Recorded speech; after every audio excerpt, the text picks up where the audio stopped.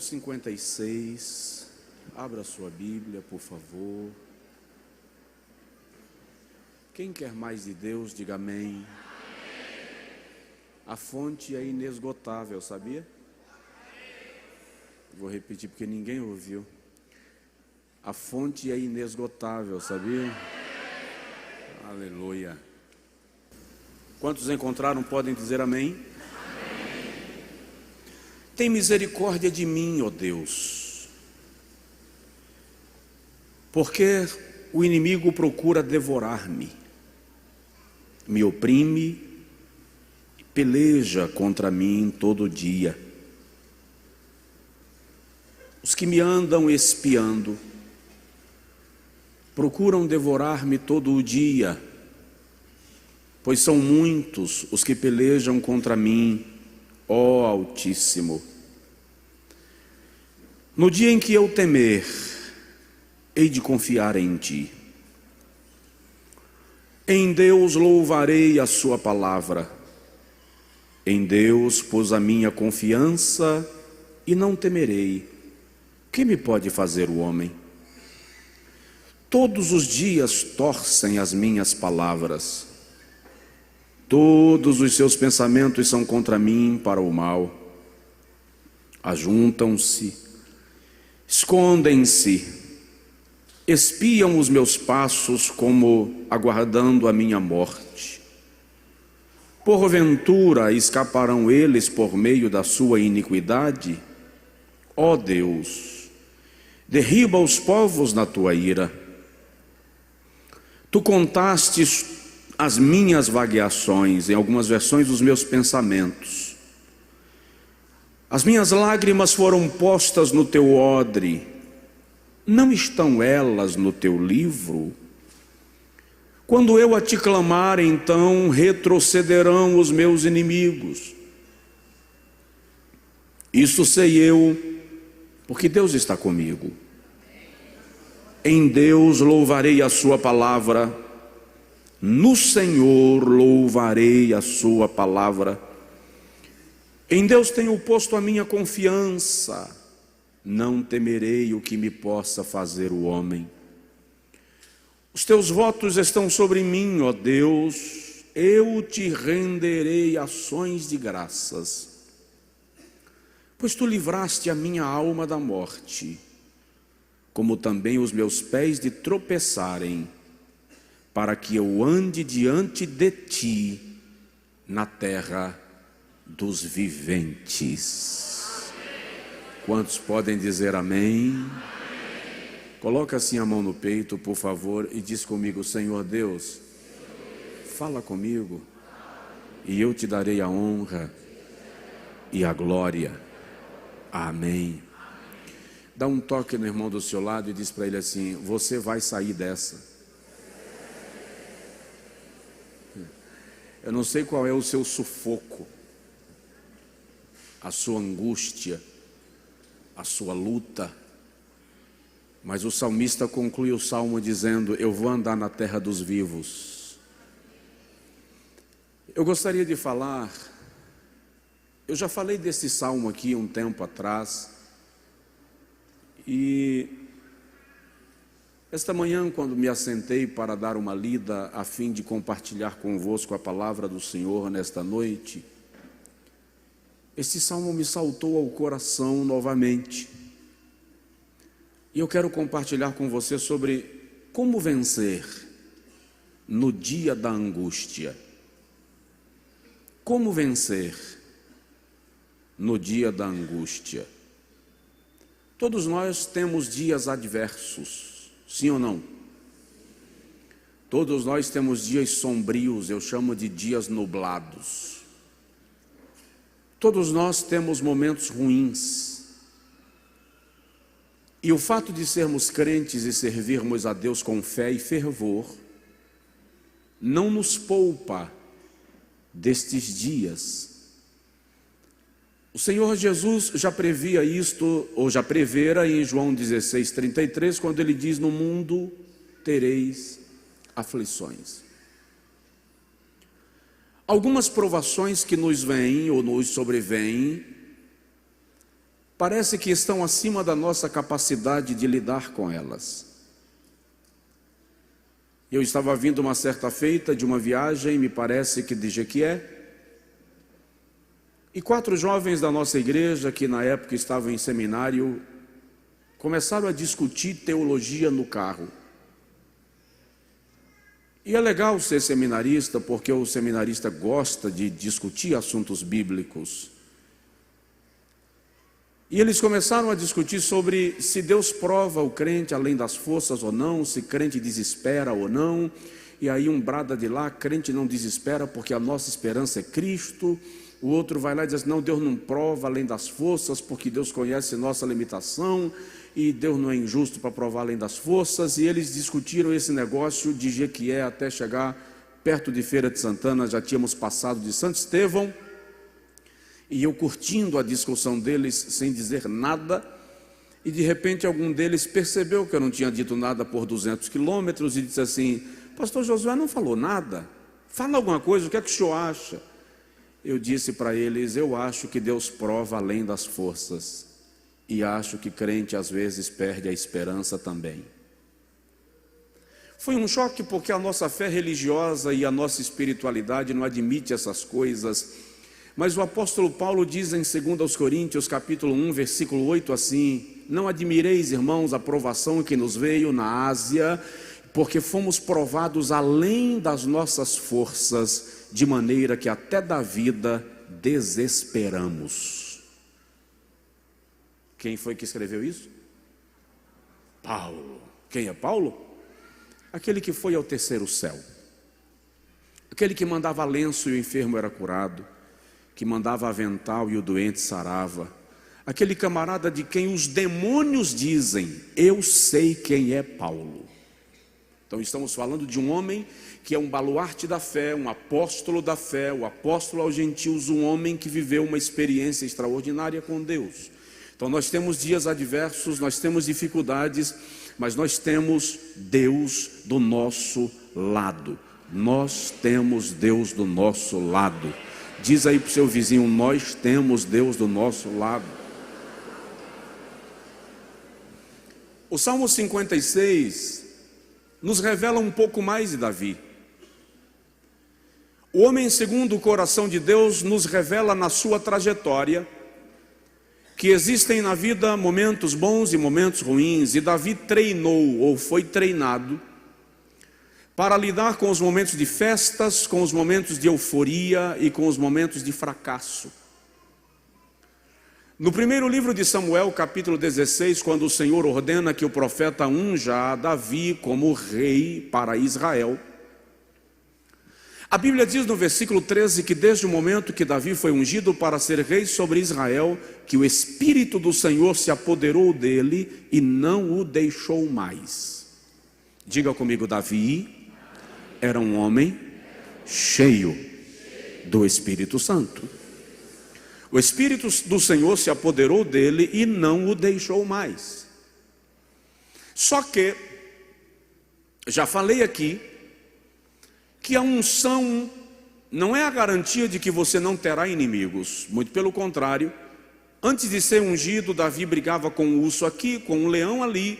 Depois da unção, Davi tem que lidar com gigante, com rei, com as perseguições, e são 15 anos de Davi foragido ou fugindo da espada de Saul que intentava matá-lo. No primeiro livro de Samuel, capítulo 23, por exemplo, e eu vou lhe contar um episódio extraordinário agora, você não pode perder. Primeiro livro de Samuel, capítulo 23, por exemplo, Davi está vivendo um dos momentos mais críticos da sua vida, e é naquele momento que ele compõe o Salmo 121. O que diz o Salmo 121? Eleva os meus olhos para os montes, de onde me virá o socorro. O meu socorro vem do Senhor que fez o céu e a terra. Davi está fugindo de Saul, e quando Saul percebe que ele não conseguia pegar a Davi, porque Davi conhecia todos os vales e montes e cavernas do território de Israel, a Bíblia Sagrada diz que Saul contratou 3.000 homens de guerra, canhotos, que eram peritos no uso de uma funda. Qual era a arma que Davi usava? Funda. Então ele contrata 3.000 homens canhotos que são peritos no uso da funda. E a Bíblia diz que aqueles homens não erravam nem um fio de cabelo. Note que Davi está cercado por atiradores de elite, por homens especialistas. E o texto diz que Davi é cercado, ele está no vale e Saul manda 1.500 homens pela frente e 1.500 homens por trás, ou seja, Davi não tinha como fugir. E quando Davi ouve o barulho de 1.500 homens que estão chegando para cercá-lo, ele começa a cantar dizendo: elevo os meus olhos para os montes. Ele está no vale. Então, se ele está no vale, ele olha para as montanhas ao redor e diz: elevo os meus olhos para os montes, de onde me virá o socorro? De repente um mensageiro chega gritando e diz a Saul: esquece Davi, porque os filisteus invadiram Jerusalém, volta para defender Jerusalém e deixa Davi para depois. Aí Saul diz assim: todos os 3.000 homens voltem, que nós temos que defender Jerusalém. Quando eles voltam, Davi diz assim: o meu socorro vem do Senhor que fez o céu e a terra.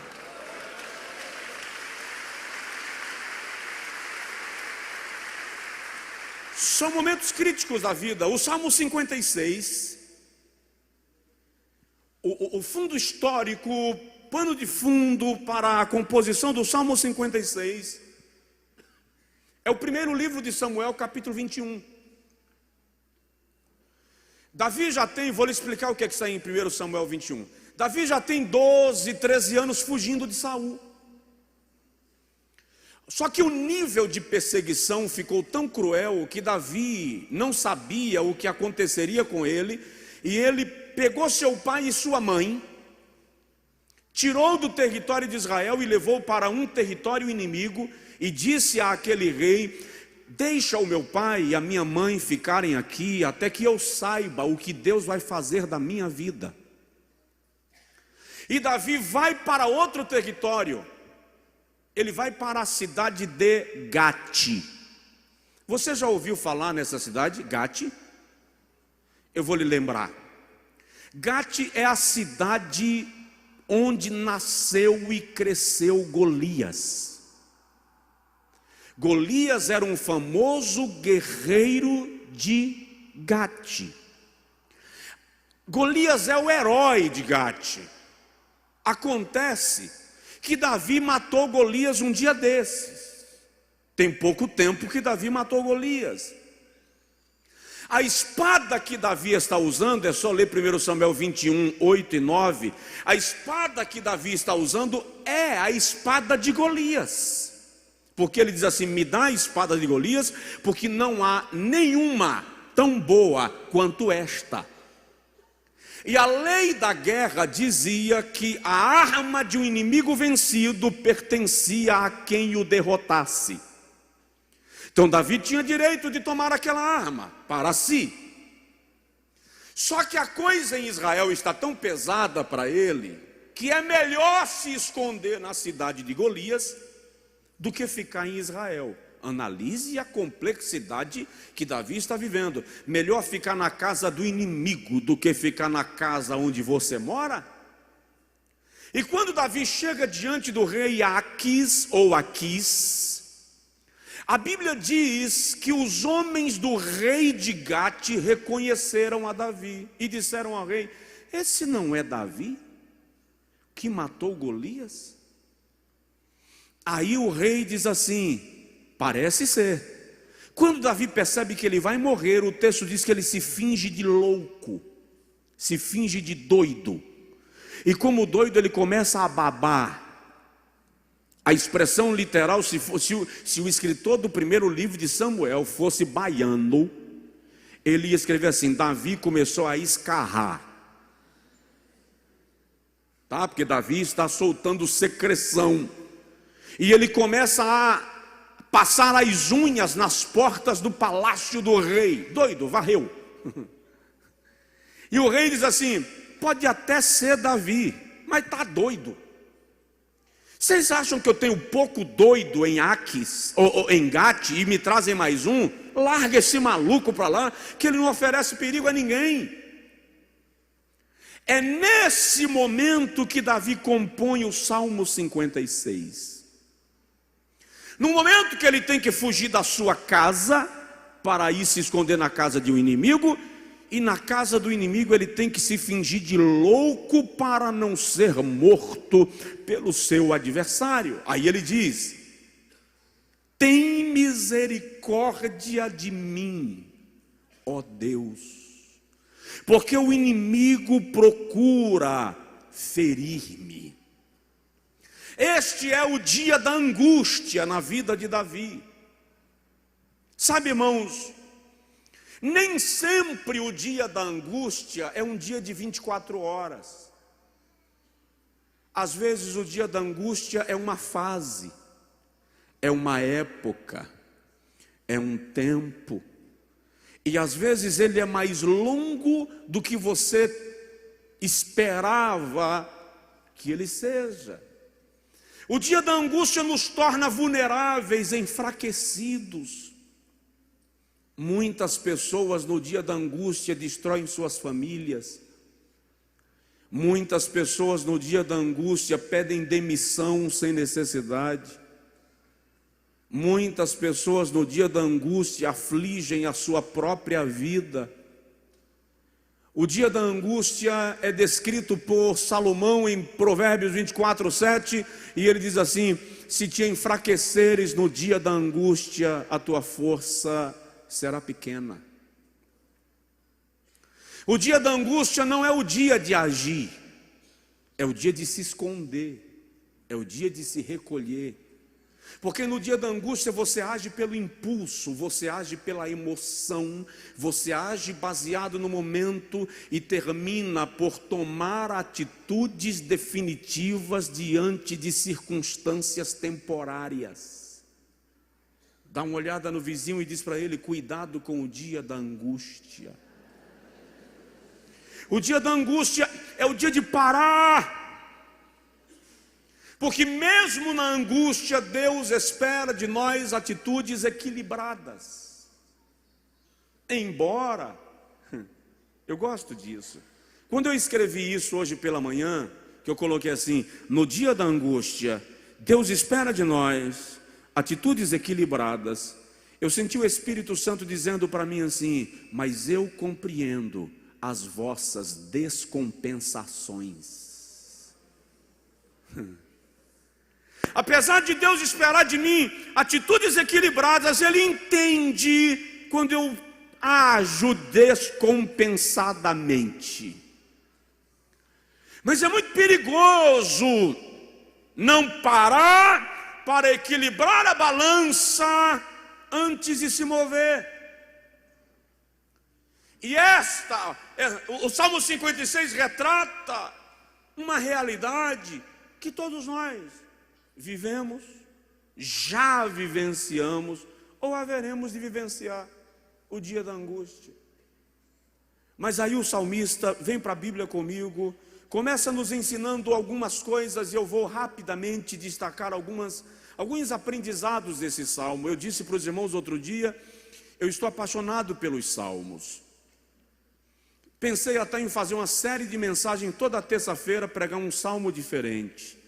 Mas percebi que eu vou ter que ficar 150 semanas pregando sobre os salmos, e isso significa que nós estamos falando de 3 anos. Tá? Mas os salmos são muito lindos. Eu estava lendo hoje alguns pais da fé: Calvino, Tomás de Aquino, Santo Agostinho, escrevendo sobre os salmos. Você percebe beleza extraordinária em cada letra, em cada frase, em cada poesia. Começa com a primeira lição: tem misericórdia de mim, ó Deus. Faz essa oração comigo agora. Diga comigo isso, vamos juntos?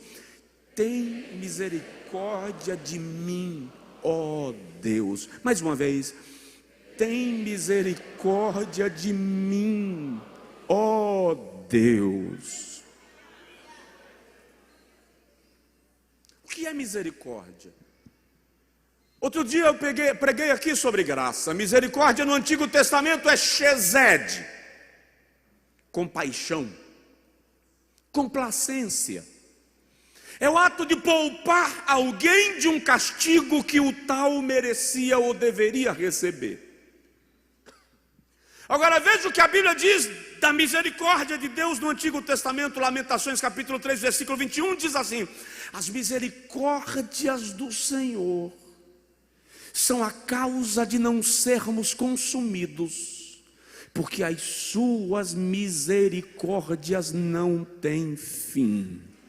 Olha que coisa linda. Novas são a cada manhã. Sabe o que isso significa? Não esgota o estoque. Não é como brincar de videogame, que cada pancada, só os adolescentes entenderão isso, que cada pancada que você leva, você perde a live. E se você perder muito da live, você morre no joguinho. Não, a misericórdia de Deus não se esgota. Não é você usando e ela diminuindo, ela se renova cada manhã. Aleluia.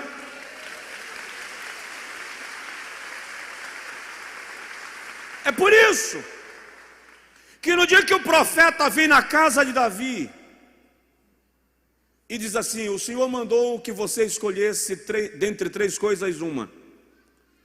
Ou você escolhe 3 anos de fome sobre a terra, ou você escolhe 3 meses nas mãos dos teus inimigos, ou tu escolhes 3 dias na mão de Deus.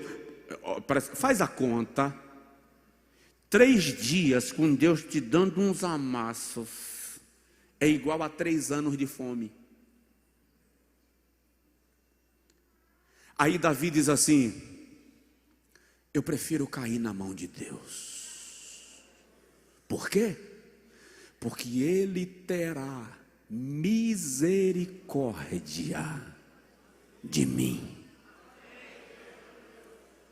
No Novo Testamento, a palavra para misericórdia, charisma, é graça.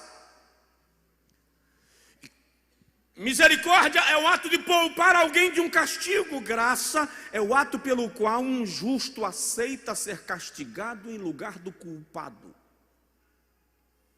E olha o que Paulo diz aos Coríntios, segunda carta, capítulo 12, versículo 7 ao versículo 9. Ele diz: eu orei 3 vezes acerca de um espinho na carne, para que o Senhor me livrasse desse mensageiro de Satanás. E o Senhor me disse assim: Paulo, a minha graça te basta. Dá um toque de leve no seu vizinho e diz para ele assim: a graça te basta. A graça lhe basta. Tem misericórdia de mim, ó Deus. Lembro agora de um pastor, e vamos para a segunda lição do Salmo. O pastor sentiu a falta de uma família na igreja e foi visitá-la. E quando ele chegou na porta, a irmã veio atender e disse assim: pois não, pastor. Disse: meus irmãos, minha irmã, eu queria vir visitar vocês não foram mais no culto. Ela disse: não, pastor, nós estamos bem, decidimos não ir mais, mas estamos tranquilos, o senhor fique à vontade. Posso entrar? Agora não, que eu estou muito ocupada. E o pastor foi embora. Mais uma semana ele voltou e a irmã de novo: não, meu esposo está no trabalho, não tem como lhe atender, estou preparando os meninos para a escola, o senhor volta outra hora. Terceira vez o pastor foi, e de novo aquela irmã não recebeu, e o pastor foi orar sobre o assunto, e o Espírito Santo falou com ele assim: vai a 4ª vez, e quando você chamar na porta, antes que ela diga qualquer coisa, não diga nem a paz do Senhor, você diz assim: misericórdia, e repita: misericórdia. E o pastor foi, tocou a campainha. Quando a irmã abriu a porta, o pastor fez assim: misericórdia, misericórdia, misericórdia. E a irmã começou a dizer assim: misericórdia, pastor. E o pastor: misericórdia, irmã. E a irmã: misericórdia, pastor. E o pastor: misericórdia, irmã. Aí o marido chegou e falou assim: está ficando doida, mulher? Na porta da casa gritando: misericórdia, misericórdia, misericórdia. Agora era o pastor, a irmã e o marido da irmã, e os três dizendo: misericórdia, misericórdia. O menino olhou e disse: painho e manhã, endoidou. Chegou na porta e falou assim: o pastor, e por que vocês estão dizendo misericórdia? Misericórdia, misericórdia. Daqui a pouco tem um coral de misericórdia tomando conta da casa, e quando a misericórdia chega, o milagre também chega.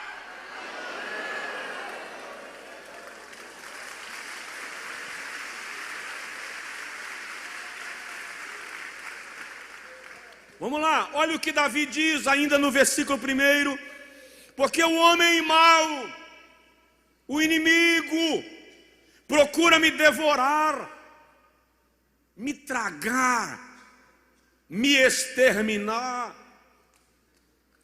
Os comentaristas não sabem se Davi estava se referindo ao inimigo estranho, ao estrangeiro, ou se estava se referindo aos seus próprios irmãos hebreus, da pessoa de Saul, que queria matá-lo. O fato é que o sentimento de Davi no Salmo 56 é o sentimento de uma ovelha que está entre dois bandos de lobos, os inimigos de Gate e Saul com o seu exército. Então Davi diz assim: o inimigo procura me ferir, ele quer me devorar, ele quer me estraçalhar, o inimigo quer me exterminar. Quantas vezes no dia da angústia nós somos feridos?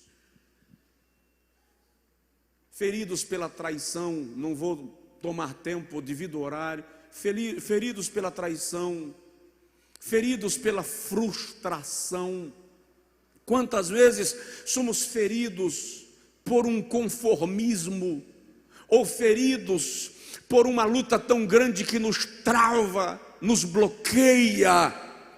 E quantas vezes Satanás, na sua covardia, aproveita que nós já estamos sangrando e vem para aumentar a ferida, para nos matar de uma vez por todas. É por isso que o salmista diz: tem misericórdia de mim, porque o inimigo procura me devorar, o inimigo procura me ferir. Ele está clamando a Deus por reconhecer que há uma batalha, por reconhecer que há uma fúria do maligno contra ele. Nesta noite também deve ser a minha e a tua oração. Se você entende que o diabo te cercou, se você percebe que os demônios resolveram fazer acampamento em torno da sua vida, se você percebe que os episódios na sua empresa não são normais, que os desacertos na sua família não são normais, se você percebe que está havendo um ataque constante, repetitivo, dentro de áreas diversas da sua vida, se você percebe um ambiente de pesadelo em casa, os meninos não conseguem mais dormir, as contas não se acertam, a empresa está em dificuldade, fizeram feitiçaria contra a minha vida, pastor, eu preciso que alguém vá lá ungir as portas da casa, ungir o carro. Ei, presta atenção. Você não precisa que ninguém leve um litro de óleo para lavar as portas da sua casa. Você não precisa que ninguém vá morar na sua casa para fazer campanha de jejum para você vencer. O que você precisa é dizer: tem misericórdia de mim, ó Deus. Tem misericórdia de mim, ó Deus. Ele vai entrar em ação em teu favor.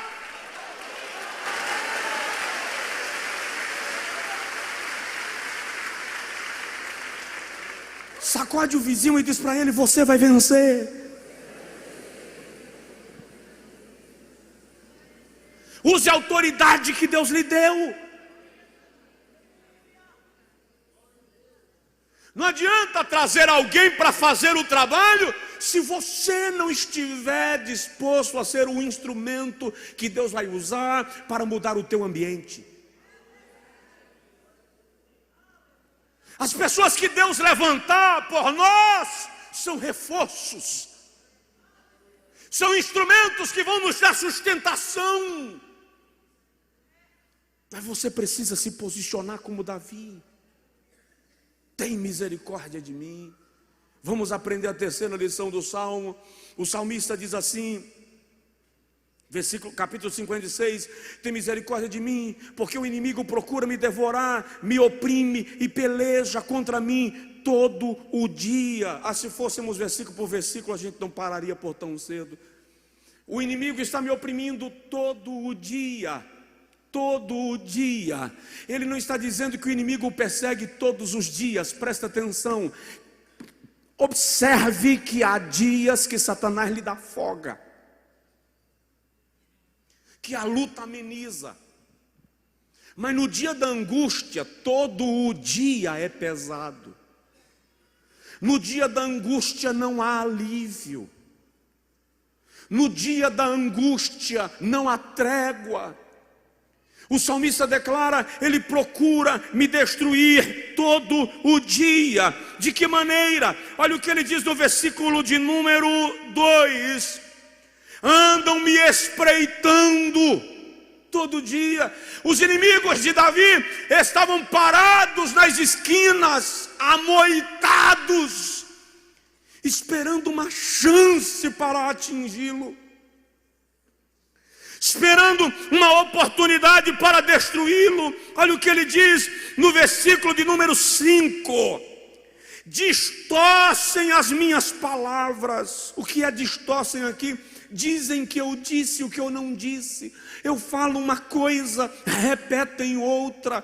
Querem me condenar em cima daquilo que eu não falei. A perseguição está ferrenha. Ele diz, estão lutando contra mim avidamente. Versículo 2. Quem não já se sentiu como Davi? Mas o que eu acho lindo nos salmos de Davi é que mesmo quando ele começa angustiado, ele nunca termina lamentando. Um salmo de Davi nunca termina com lamento, sempre termina com celebração. Provoca seu vizinho e diz para ele, o seu fim vai ser de louvor. O seu fim será louvando. Você não vai encerrar essa batalha envergonhado, cabisbaixo. Deus vai te dar um cântico de vitória, ainda que você não esteja vendo a esperança. Eu profetizo sobre a tua vida que o Senhor fará resplandecer uma luz em meio à escuridão. Uma porta vai se abrir na muralha. Um caminho novo Deus vai criar para você passar.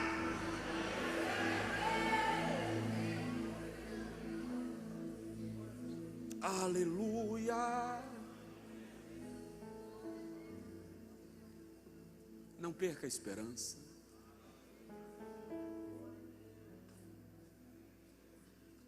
Quarta lição e a gente vai concluindo.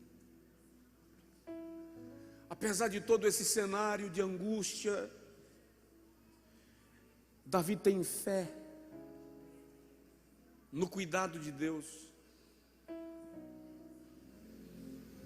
No dia que eu tiver medo, hei de confiar em ti.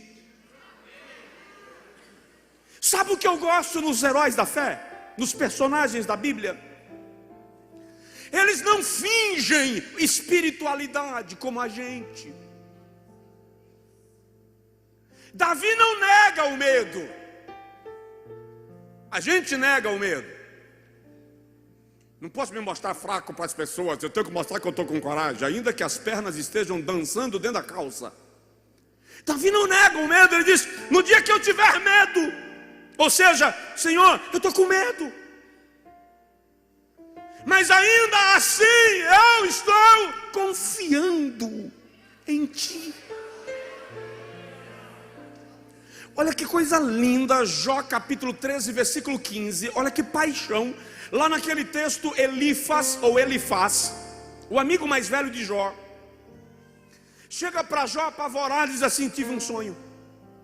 No sonho eu vi um vulto, cuja fisionomia eu não discerni, mas era de uma presença tão pavorosa, Jó, que todos os pelos do meu corpo se levantaram.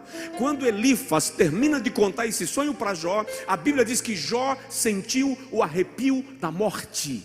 Aí Jó diz assim: ainda que ele me mate, eu ainda esperarei no Senhor. Ou seja, pode até ser que me mate, mas a minha esperança está nele. Aqui Davi está dizendo: quando eu tiver medo, eu não temerei. E qual é o segredo de Davi para não temer? Olha o versículo 8, ele diz assim: tu contastes os meus passos. Davi está dizendo: eu não tenho medo, porque o Senhor me conhece. Eu confio, porque o Senhor sabe para onde eu vou. O Senhor conhece o meu deitar e o meu levantar.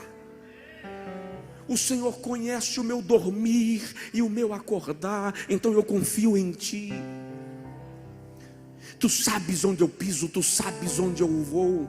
E aí Ana, primeiro livro de Samuel, capítulo 2, versículo 9, Ana diz assim: o Senhor guardará os pés dos seus santos, para que não escorreguem. Provoca o vizinho e diz para ele assim: o Senhor está guardando o teu caminho.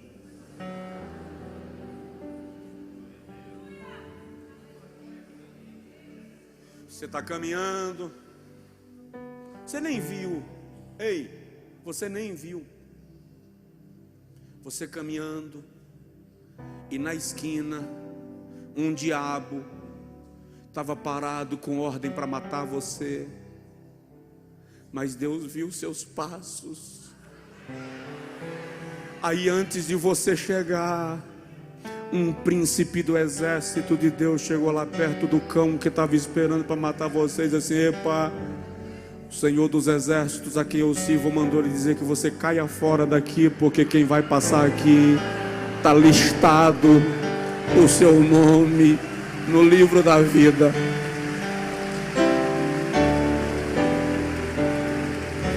Só a eternidade nos revelará os livramentos que Deus nos deu hoje.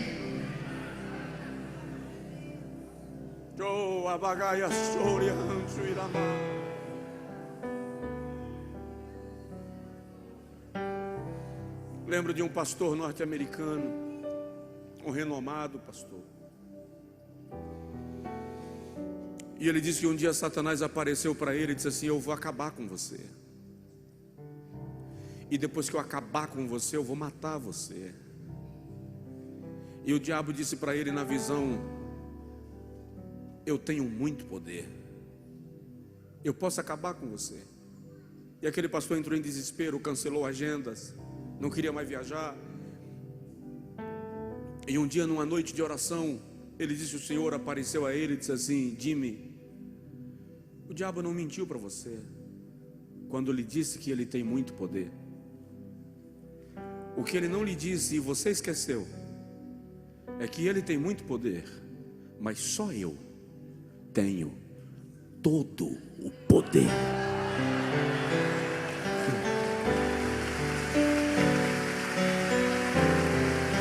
Uma coisa disse Deus, duas vezes eu ouvi: o poder pertence a Deus.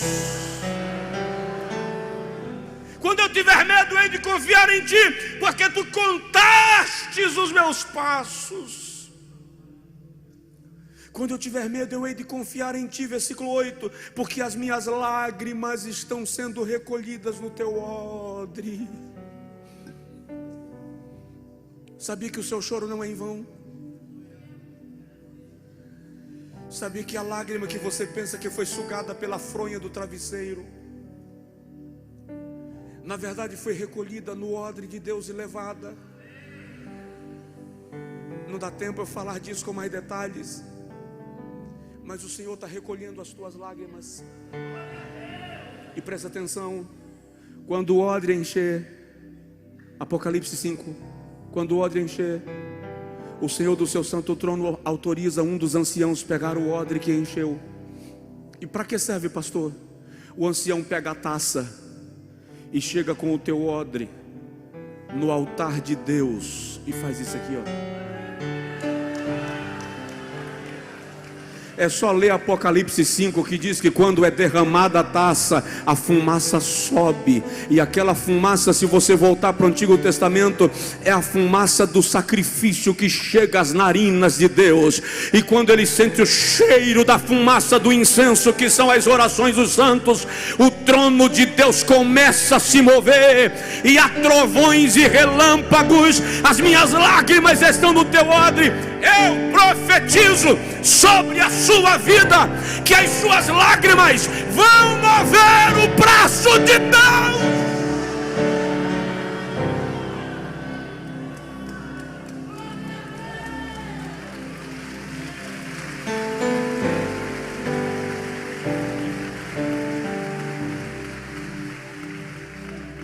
Versículo 8 ainda: não estão todas as minhas lágrimas no teu odre?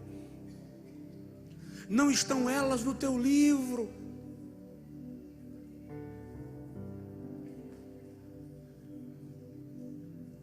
Diz para o irmão do seu lado assim: Deus é por você.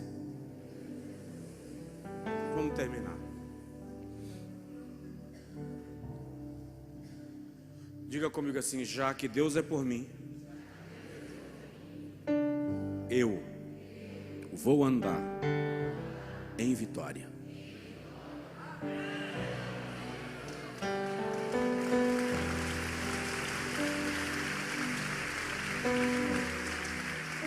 Vamos encerrar com 2 versículos, versículo 10 e o versículo 13. Quando alguém anda em vitória, o louvor dele é diferente. O que diz o versículo 10? Eu, ou em Deus, louvarei o quê? Louvarei o quê? A sua palavra. Digno é o Cordeiro de receber a honra, a força, a glória, a força, a honra, todo o poder. Isso é louvar a palavra. Quão grande é o meu Deus, cantarei quão grande é o meu Deus. 3 se tornam em um, Filho, Espírito e Pai. Isso é louvar a palavra. Você precisa começar a se perguntar sobre o que você está cantando, se é a palavra. Porque o louvor que liberta é a palavra louvada. Tem muito arranjo por aí. Quando você estiver louvando, comece a se perguntar: essa letra é a palavra? Ela está conforme a palavra? Porque o poder está na palavra de Deus, não está na palavra do pregador, nem na palavra do cantor. O poder está na palavra de Deus. Então quando você louva a palavra de Deus gera milagre. A palavra de Deus gera vida. Eu quero que nos nossos louvores, e quando a gente aprender, quando nós nos educarmos a louvar a palavra, você vai ver durante o louvor Jesus batizar com o Espírito Santo, durante o louvor enfermos sendo curados, durante o louvor pessoas vindo à frente aceitar a Jesus como Salvador, porque deixa de ser uma apresentação musical, deixa de ser a expressão poética, deixa de ser técnica vocal apenas e ganha poder de palavra. Eu louvarei a sua palavra. Ele repete: no Senhor louvarei a sua palavra. E porque eu louvarei a sua palavra, olha o que ele diz no versículo 13: eu andarei na terra dos viventes. Sabe o que Davi está dizendo aqui? Tem misericórdia de mim, ó Deus, porque os meus inimigos estão querendo me exterminar. Mas ele encerra dizendo: eu vou continuar andando na terra dos vivos. O que ele está dizendo é: os meus inimigos não vão alcançar o que eles pretendem. Eles não vão me exterminar, porque Deus não me entregará nas suas mãos. Eu permanecerei vivo. Eu celebrarei ao Senhor na terra dos viventes. Eu o engrandecerei. Aleluia, porque eu louvei a sua palavra. Dá uma provocada no irmão do seu lado e diz para ele assim: você vai viver para vencer.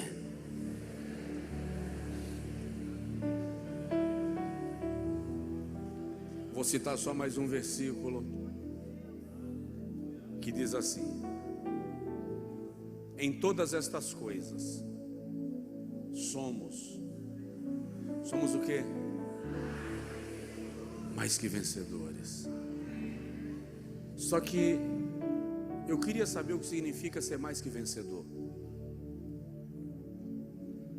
Na língua portuguesa não tem como entender um mais que vencedor. O cara pode ser campeão, bicampeão, tricampeão. Como é mais? Tetracampeão, penta, hexa. Mas ele não é mais que campeão. Ele é só um campeão mais de uma vez, mas não é mais do que campeão. O que significa mais do que campeão? Mais do que vencedor? E aí eu fui perceber que Paulo estava escrevendo para uma igreja que estava sendo perseguida. Paulo escreveu Romanos 8 para a igreja no momento da sua perseguição. O infeliz do Nero incendiou Roma, culpou os cristãos. Seus bens foram confiscados, suas terras foram tomadas, eles foram expulsos de Roma, vendidos como escravos, perseguidos por animais ferozes, colocados nas arenas para serem devorados pelos leões, para divertir o coração sanguinário de Nero. E Paulo escreve para essa igreja e diz: nós somos mais que vencedores? Ah, para! Isso é para dizer para aquela igreja que tem um templo suntuoso, tudo bonito, estacionamento com carros e carros na porta, ninguém tem problema financeiro, vida da família está perfeita, o gerente do seu banco lhe bajulando e vindo lhe visitar em casa. Aí você pode dizer: sou mais que vencedor. Mas para uma igreja que está vendo seus filhos morrerem na arena, qual é a explicação para isso? Paulo está dizendo que em Deus somos mais que vencedores, porque nós vamos além daquilo que nós pensávamos que poderíamos ir. Mais que vencedores ali é literalmente aquele que foi além do seu limite. Aquele que foi além do seu limite. Dá um toque no seu vizinho e diz para ele assim: vai mais um pouco. Salmo 84, e eu quebro minha promessa de que eu ia citar só mais um versículo. O salmista diz assim: o justo vai de força em força. Sabe o que é isso? Você só tem força para dar um passo, aí você dá um, porque só dá para dar um. Aí Deus te dá mais força e você dá mais um. Mas só deu para dar um, você está esgotado. Aí o Espírito Santo dá uma ajuda e você dá mais um. Você não tinha força para dar nenhum, mas já deu 3. E o Espírito Santo te estimula e você dá mais um. Você pensava que só ia aguentar um dia, e o Espírito Santo deu força e você já viveu mais um dia. Você olhou para frente e disse: eu não aguento amanhã, e o Espírito Santo veio sobre ti e você amanheceu mais um dia. Se você fizer a conta, já passou um ano, já passaram 2 e você está vencendo na terra dos viventes, porque Deus está contigo para te fazer vencedor. Fica de pé, por favor.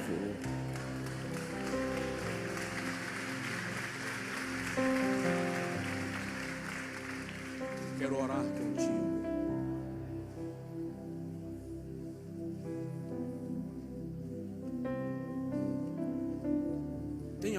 Tem alguém aqui vivendo o seu dia de angústia ou o seu dia da angústia? Pastor, eu estou no dia da angústia. Eu vim para o culto hoje porque... Mas olha, pastor, não dá mais. Sai do seu lugar, vem aqui à frente, por favor. Eu quero orar com você.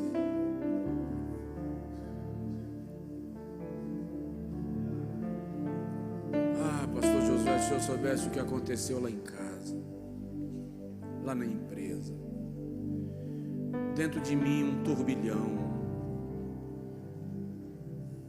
Esses dias eu conversei com uma irmã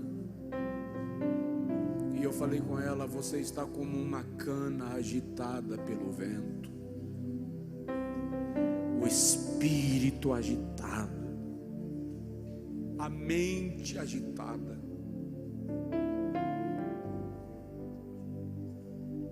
Você deita, sente sono, mas não dorme.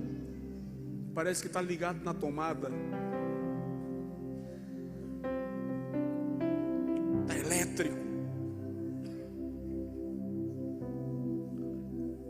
Eu quero orar com você. Eu sei de um Deus que no dia da angústia afaga, que no dia da angústia entende, espera que você haja com equilíbrio, mas entende quando você se descompensa.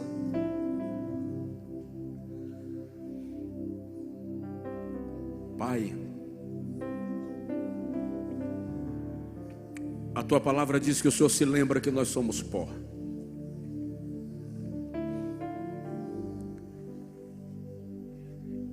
Tua palavra também diz que antes que nascêssemos, o Senhor já nos contemplava. E diz que os nossos dias estão todos escritos na palma da tua mão.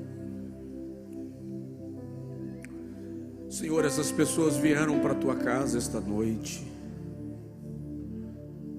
Não está fácil para ninguém, mas para alguns está mais difícil.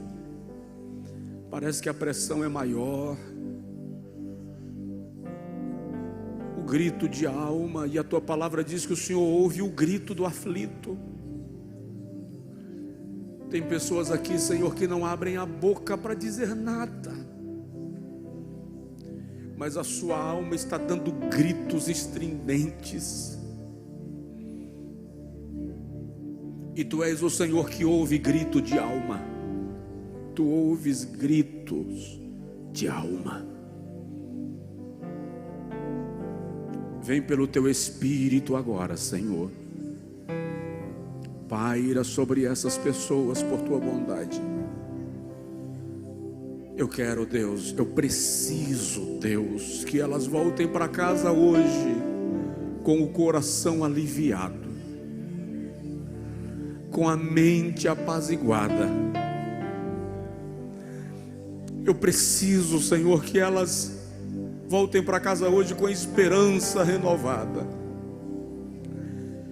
com a força para avançar um pouco mais. O inimigo não pode prevalecer contra essa pessoa, Senhor. O diabo não pode fazer festa acerca da vida desse homem, dessa mulher. Não pode. Nós não podemos, Senhor, viver por fé e de repente sermos confrontados pelo desespero. Oh Deus, Em mai basto fasti crei fascio e rayagas.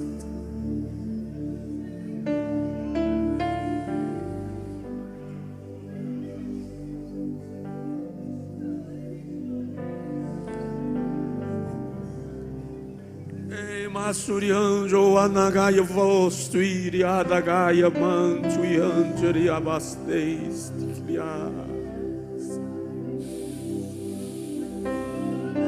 É o dia da angústia para este homem, Senhor.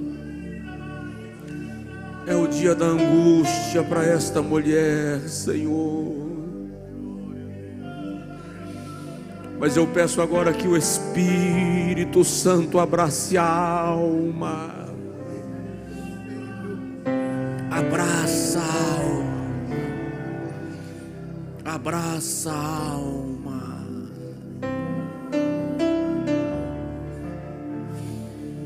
Abraça a alma, Senhor. Oh Deus,